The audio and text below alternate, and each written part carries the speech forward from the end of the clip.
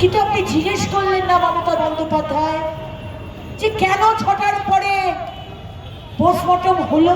আপনি জিজ্ঞেস করেননি, আপনি জিজ্ঞেস করেননি, আপনি বলেননি বিনীত গোয়েলকে যে আজকে যখন বডি এরকম, আপনি বলেননি আপনার টিএমসির এমএলএ নির্মল ঘোষ, সোমনাথ দে, যারা বডিটাকে জবরদখল করে সোদপুর নিয়ে চলে গেল, আমি ছিলাম।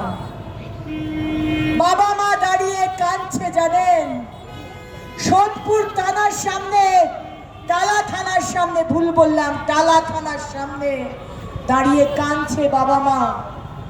আমরা যখন খবর পেলাম যে বাবা মা টালা থানার সামনে কি করে গেল, বডি তো দিয়ে চলে গেছে আরটিকর থেকে, আমরা তাড়াতাড়ি টালা থানার সামনে গেলাম এবং আমরা গিয়ে বললাম, দাদা দিদি আপনি এখানে কি করছেন, বডি তো নিয়ে চলে গেছে।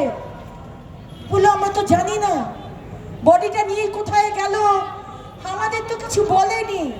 ভেবে দেখুন, আপনার মেয়েকে দর্শন করেছে, গণদর্শন করেছে, খুন করেছে, অথচ বাবা মাকেও জানায়নি যে বডি নিয়ে চলে যাচ্ছে।